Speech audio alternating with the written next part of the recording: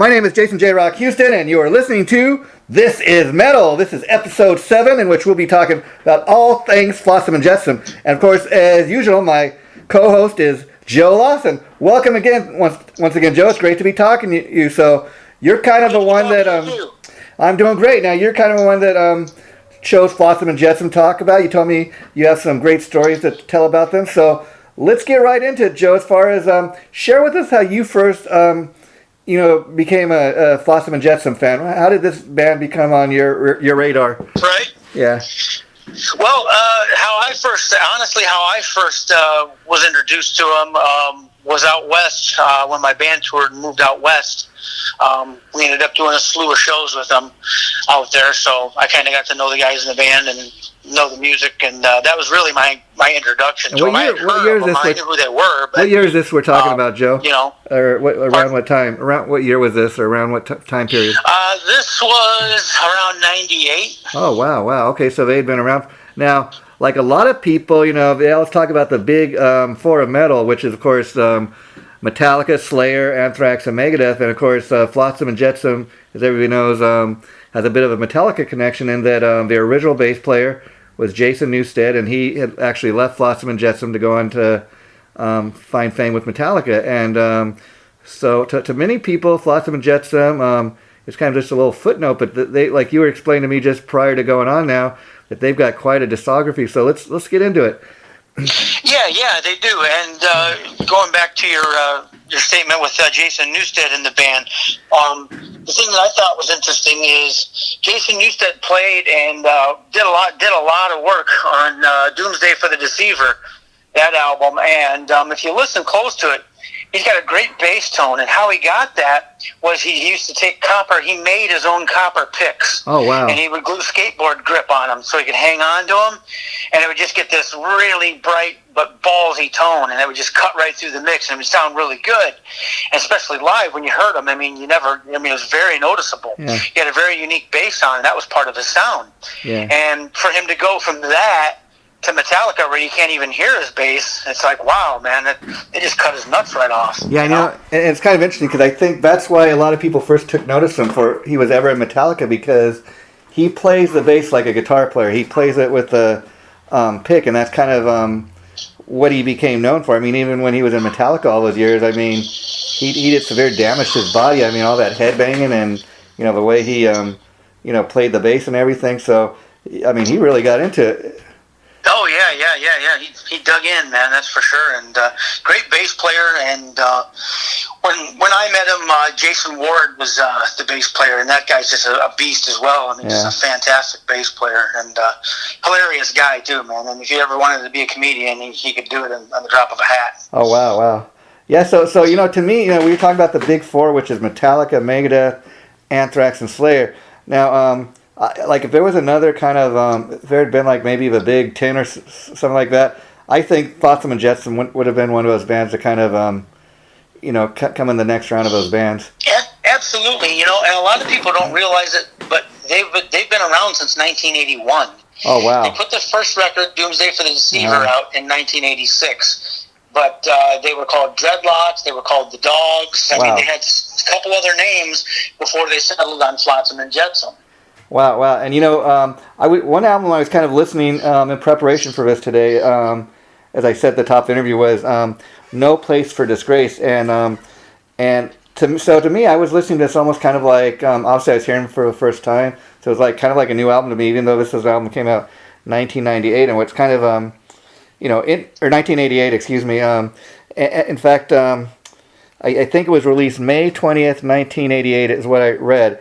And this is the band's second album ever at the time. Jason Newstead had just left the band, so there also were a couple writing credits on this album that Jason was involved in.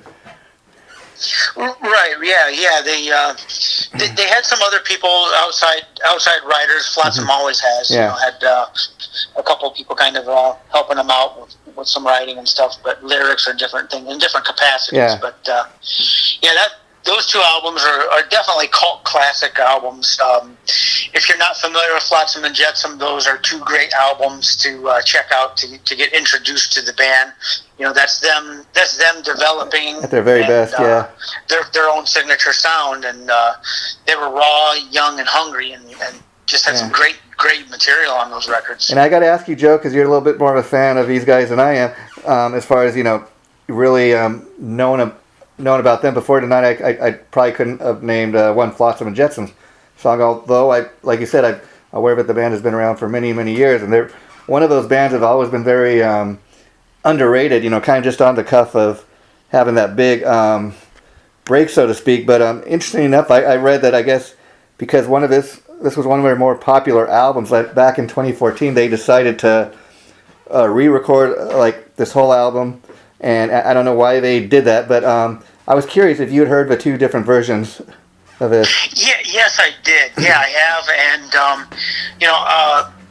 it's kind of hard for me, because I don't want to discredit them, because I do have a lot of respect for them. Yeah. And they're a fantastic band, they really are. But for me, hands down, the original.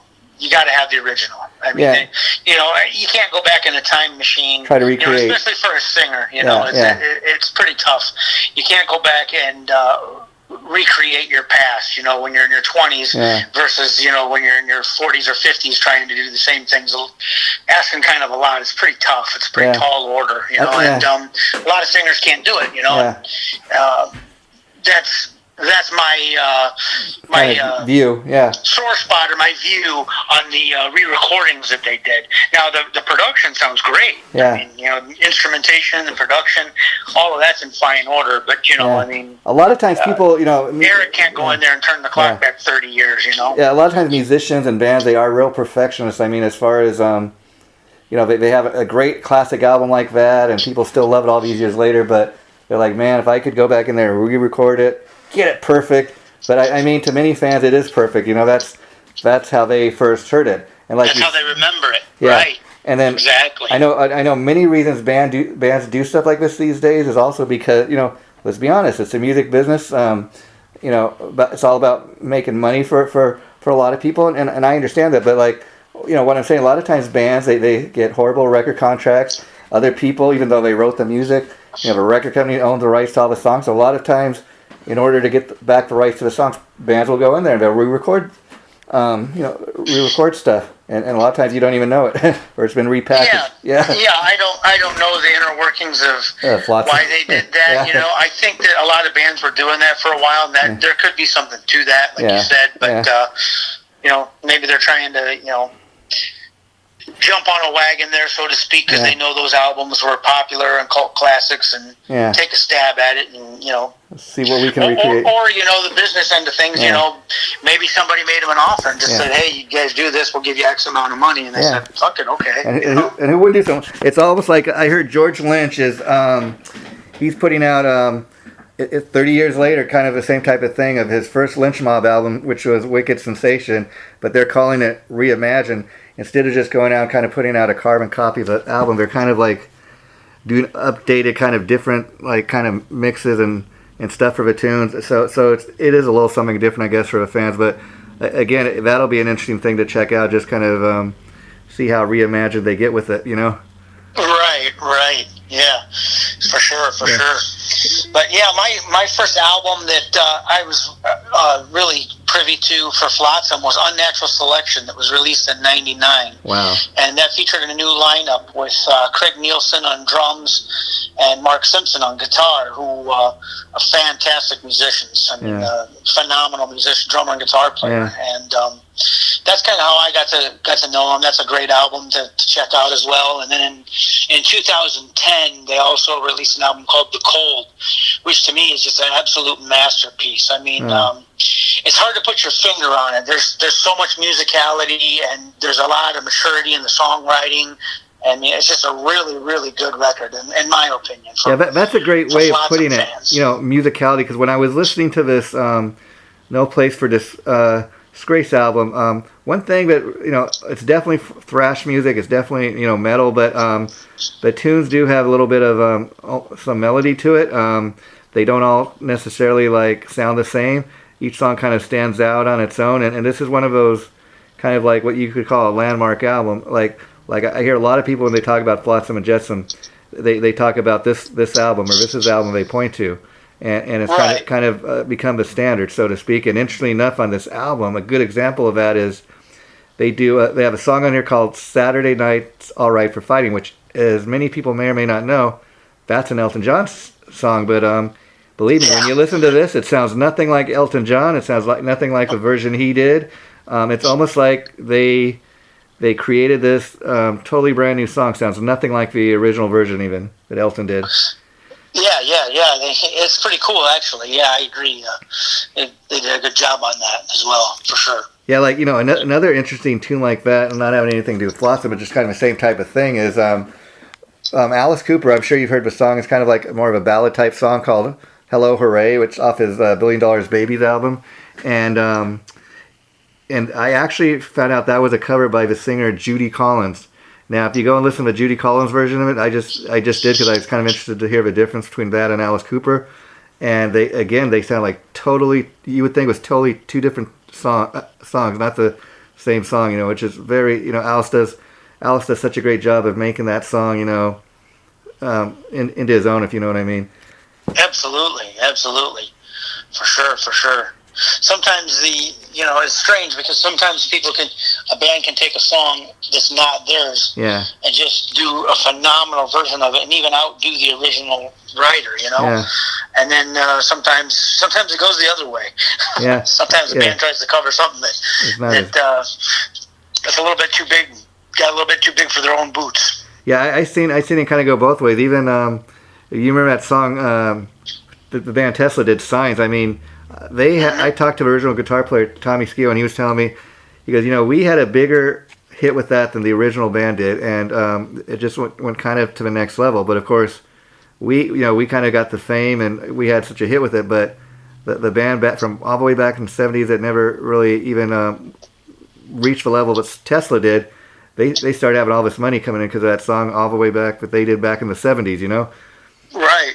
Yeah, right, exactly. And Frankie Benelli from Quiet Riot, he's talked to me once about, I had the honor to interview him a couple of years back, and he was telling me that Quiet Riot did those two Slade songs they really didn't want to do, but he said, here's the thing with that. He goes, Quiet Riot got the fame, you know, people became aware of who Quiet Riot was because of those two Slade songs, but Slade, who had, you know, been disbanded for several years at that point, you know, in 1983, they started having all this money coming in because of those two covers Quiet Riot did. Right, exactly. Yeah, so it can be a good thing or a bad thing, depending on the band and the song.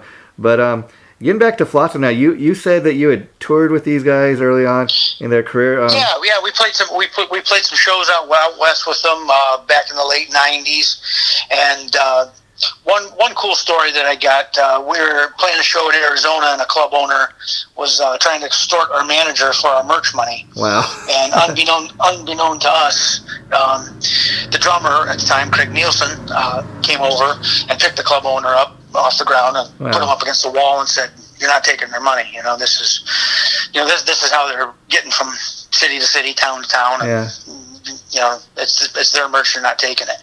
So he stood up for us, and I always thought that was, I had the utmost respect for him, and, you know, became friends with him, you know, over that. You know, it's not very often that a national act will stand up for an opening act like that. That's almost unheard of. You know? And I got to ask you, Joe, what was pretty cool. What was the band you were in at the time? Do you remember the name of the band? Or? Yeah, the name of the band that I was in at the time was Blind Rage. That was my first metal band. Oh, cool. That sounds like my first release was 1996 with that band called Blueprints to Madness. So let me ask you, Joe, what was it like touring with a national act like that? I mean, was it for one show? Was it a tour, just a couple of shows, a local?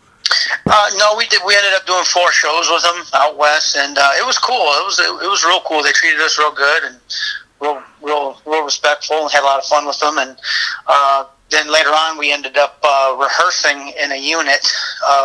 It's like a storage, a bunch of storage units in an area, and they rent them. They used to rent them out to bands, and all the bands would go there and rehearse all the time. And it was pretty cool because we had Flotsam And Jetsam. We had a couple of the guys from Sacred Reich. We had Soulfly. We were all together in that unit, rehearsing, and it was pretty neat. Oh wow, that's a cool story. But to have somebody like that, kind of defend you and you guys are just like a opening band. That's cool. That kind of shows you, when you're a headliner how to treat the opening band. That they had. Yeah, you're right. Yeah. Yep, that they actually gave a shit about the little guy. For sure, that was cool. Yeah. Yep. And then after my time, after I had left Blind Rage, I was still out west, and I got in touch with Mike Gilbert from Flotsam And Jetsam, who at the time was not in Flotsam And Jetsam. Yeah.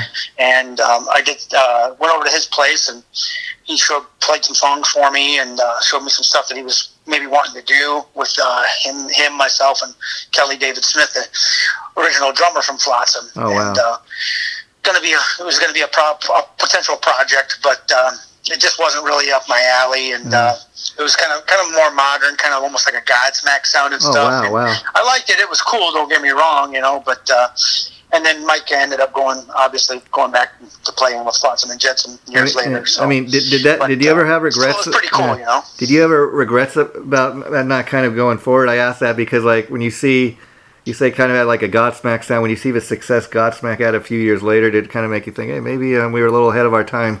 Well,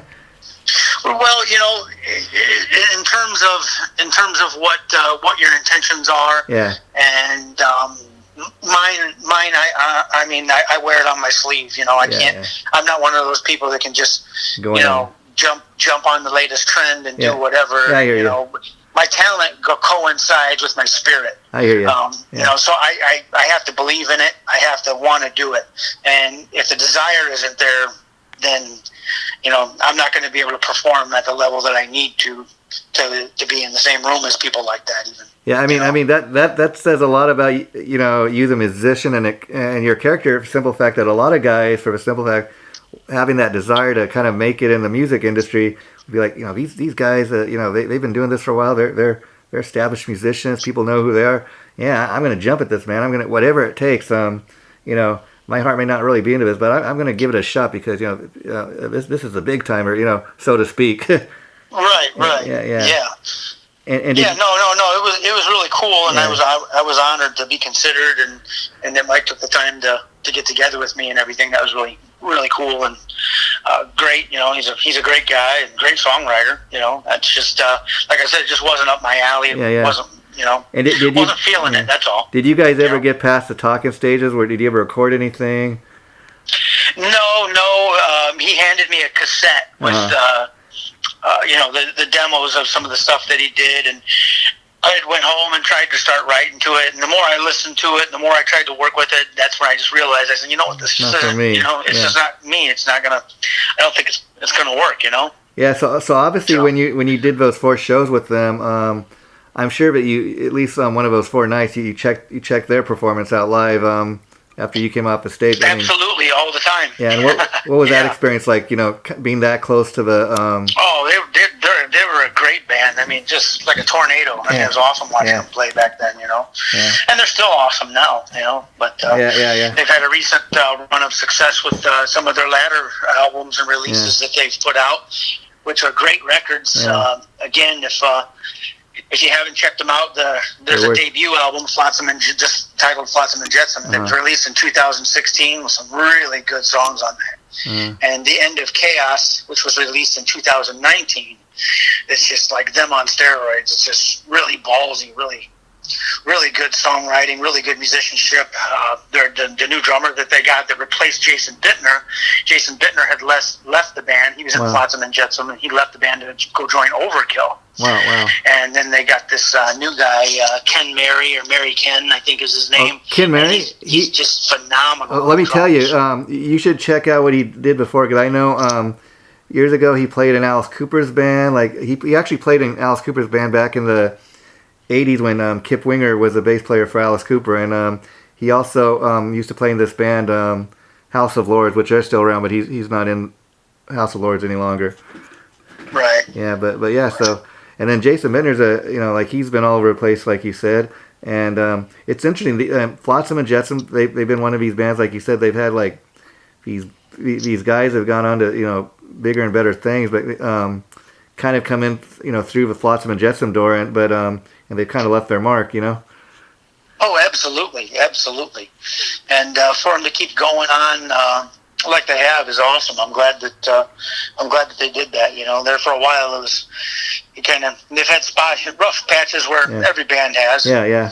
It was unknown if they were going to continue or not, and they had there for a while. I think Eric, the singer, had left or quit for a while or moved on, and then they had James Rivera from Hellstar filled in for them. So it was kind of cool to see them. I'm friends with James, and when I found out that they were playing, they were playing up here, I went and seen them, and just a phenomenal set because they were playing all the older stuff that they hadn't played in a long time because Eric wasn't really up to the par to sing some of that stuff that, like I said, when he was younger and his voice was in better shape and he could hit the highs and do all that kind of stuff. So you didn't hear some of those classics like that. And then when they came through and they played them with James, it was like, holy crap, this is awesome, hearing all these old school songs from Doomsday and No Place for Disgrace just like cranked up, in your face. It was pretty cool. And like you've obviously been a fan since kind of, the early days of Flotsam and Jetsam. And so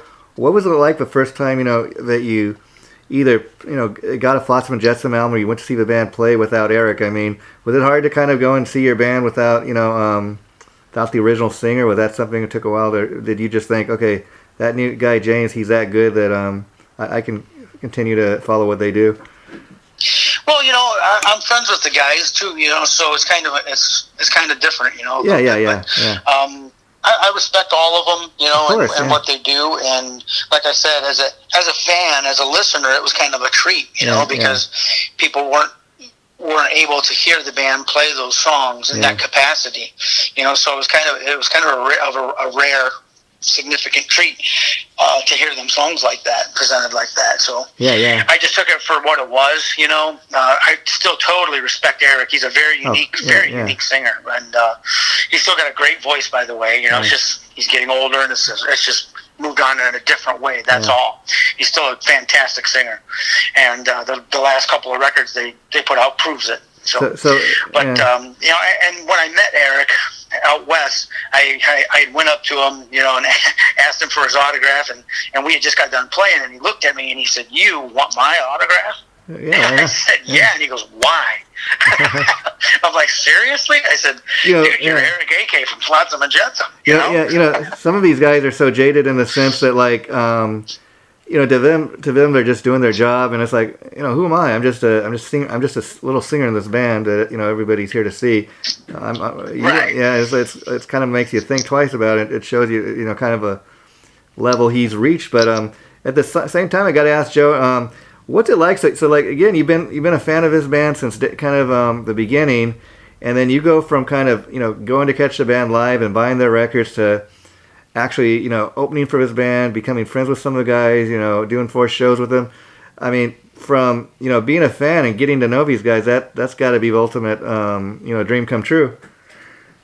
Yeah, it's pretty cool. It's a unique experience, and again, I'm blessed. I've had a fun ride with my musical journey, and I don't regret too much of it because, like I said, I've met a lot of people and went a lot of places and done a lot of cool things that some people might not ever be able to say they've done. So, and again, it's pretty neat. Flotsam and Jetsam's a part of that. And again, from my perspective, like I said before tonight, I've heard the name, of course, Flotsam and Jetsam all these years because they've been one of those metal bands that have kind of stuck around. They never had the big level of success like, let's say, Metallica or Megadeth, but you hear the name, so you've heard the name, and you can't maybe even name a song, but they've been around all these years, and it seems like they're one of very few bands that can change a lead singer, have so many members come and go, but it doesn't seem to matter that much to the fans because the fans are still digging the music. I mean, even with a band like Anthrax, I mean, people probably their favorite lines up are either a Joey Belladonna era or John Bush, but most people, let's be honest, they would rather Joey Belladonna be there even than John Bush, which is kind of interesting. Right. Yeah. They're those guys are definitely two great singers, but they're two totally different singers too. So yeah. It was kind of like with Motley Crue when they tried to make the change with John Corabi. Yeah. I mean, it was kind of that same kind of thing going on. I mean, they're both, they were both talented singers, of course, in their own right, but they're both totally different singers. Yeah, I mean, I think the big mistake they made with that is, I mean, I love that album and I love Corabi, but I think even Nikki Sixx realized that Motley Crue is the original four guys, and as great as a singer as John Corabi is, I think the big mistake they made with that album was calling it Motley Crue, because the fans thought it was anything else but Motley Crue, and as good of an album as it was. And it's funny because Corabi went on to have big success with with the Dead Daisies, which he's no longer a part of, but the Dead Daisies, they're kind of an interesting band too, like I was talking about with Flotsam and Jetsam, because they've had, John Corabi wasn't even the original lead singer. They were around before that, but he kind of, when he joined the band, he kind of took that band over the top, because for a while they were really big in Australia, but now they're like worldwide, and he's no longer in the band. Him and the bass player Marco Mendoza left, and they actually replaced those two guys with Glenn Hughes from Deep Purple, and they're supposed to have a new album this year, but it's kind of been pushed back till next year. But I tell you, that's another band that you could go through 3 lead singers, and people are going to still love what the band does. Oh yeah. Some of those bands just have that staying power, I call it. Yeah. That magic. It comes and goes for every band. Some longer, some shorter, but they're one of those bands that they put out great music and great songs, and I think people enjoy seeing them play, and they've been able to have at least a moderately level of success. Yeah, and Flotsam and Jetsam, they were even one of those bands back in the day when Headbangers Ball still existed, and stuff like that you'd see them on there from time to time. But and I never understood why, like, especially when Jason first joined Metallica, why they didn't have Flotsam open for Metallica or something like that. But I don't know, maybe they were afraid that all the press clippings would say, featuring Flotsam and Jetsam, Jason Newstead's former band before Metallica or whatever. And I think they had too much issues with that. Even like you were talking earlier, when he joined Metallica, that first album he did, for And Justice for All, I don't know why they made such a point to. That's been a controversy for years now. They turned his bass down so low that you couldn't even hear it. Right, exactly. Yeah, it's like non-existent. Yeah. And it's kind of interesting because I think, what's interesting is you got kind of like the 3 eras of Metallica. You got the Cliff Burton era, that's really the classic. Those first 3 albums. But I really loved everything they did with Jason Newstead. But I'll tell you, I'm not as big of a fan as, it's nothing against Robert Trujillo. He's a great bass player, but I just not been a big fan of the stuff they've done since Jason Newstead left, Right. And I think that's a certain reason it's not being played on the radio as much. But even all that stuff, that's most of the stuff you hear on the radio now is the early Metallica stuff with Cliff Burton, or the stuff they did with Jason. And it's kind of interesting. At least I was surprised they included him in the Rock and Roll Hall of Fame. Not that he didn't deserve it, but a lot of times you never know what you're going to get with the Rock and Roll Hall of Fame.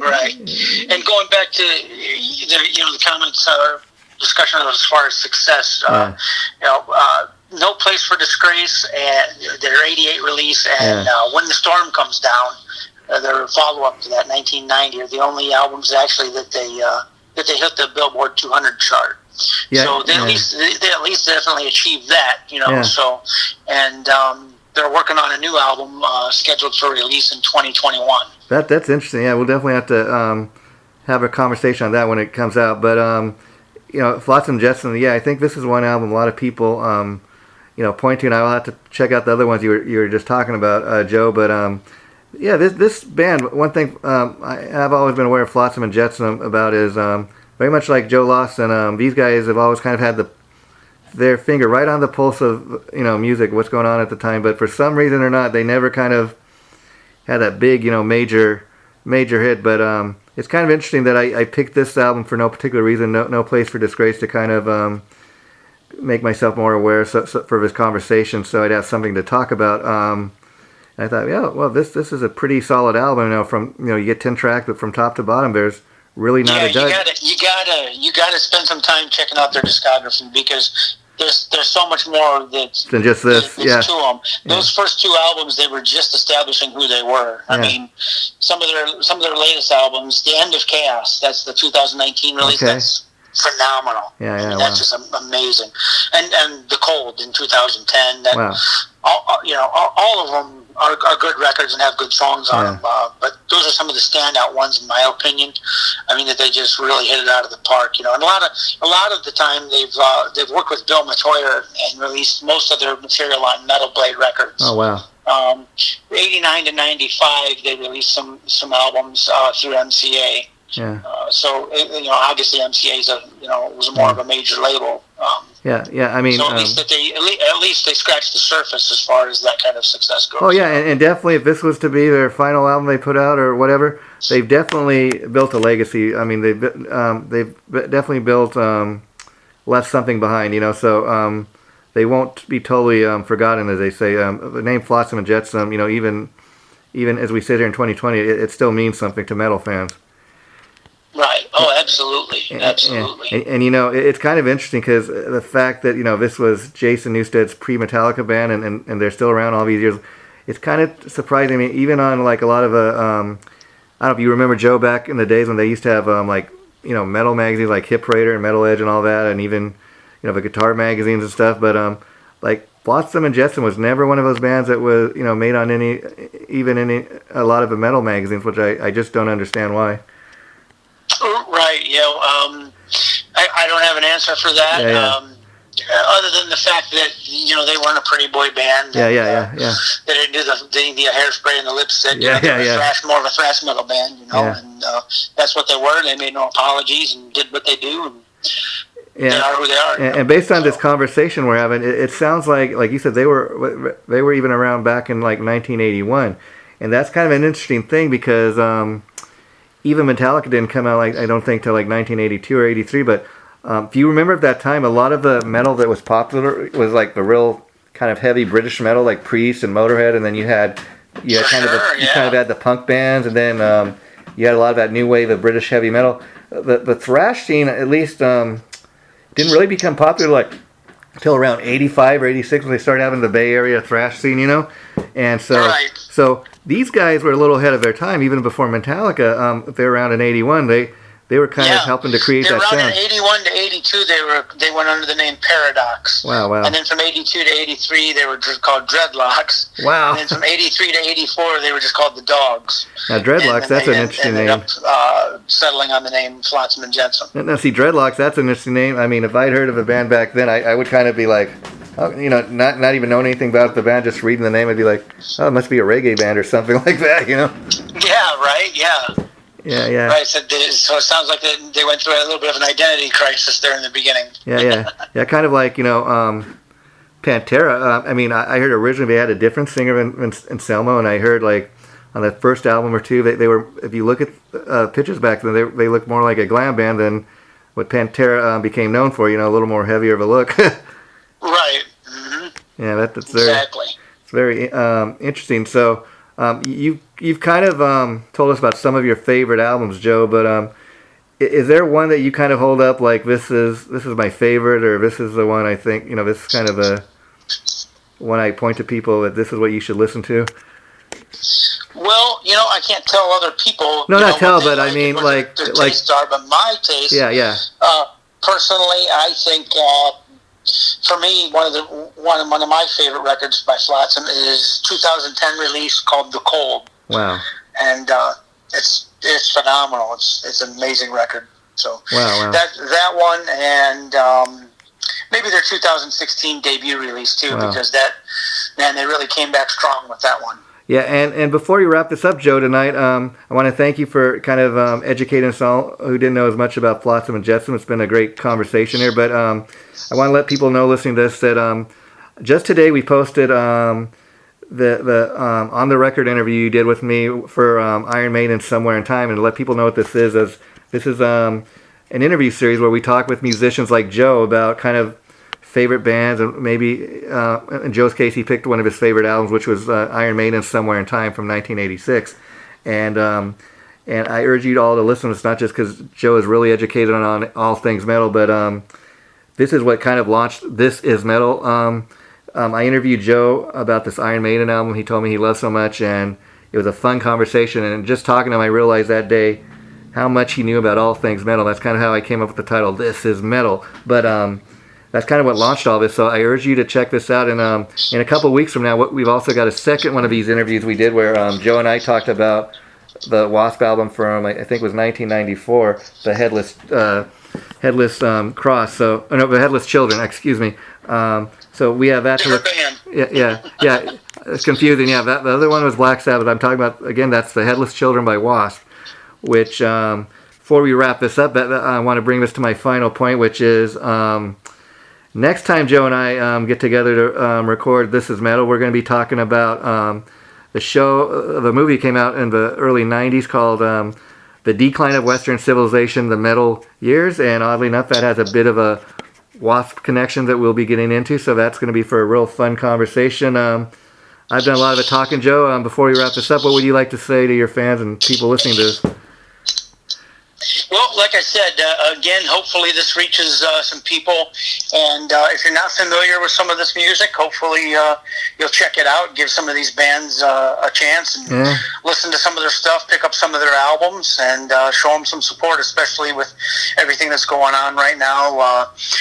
Artists and musicians can, get all the support. They need all the support that they can get, for sure. Yeah, and I'll just tell people, I also urge you to go on line. You can check Joe Lawson and his band Scream King and Dragon Lords and check out some of Joe's music. He's got if you go on his Facebook page, there's information on how you could purchase his albums from his bands, and also go on YouTube. Like after you listen to this, if you're not as like me, if you're not as familiar with Flotsam and Jetsam as far as their music, you can go online and check out some of the songs on YouTube. And then if you like what you hear, I urge you to go out and buy the albums. Really support the bands, because that's what this is all about. That's why this is metal. I like that, Joe. So thanks again, folks. And you've been listening to This Is Metal, like Joe said. We'll be talking again real soon, Joe. So take care, my friend. Bye-bye. Likewise. Take care. Bye-bye.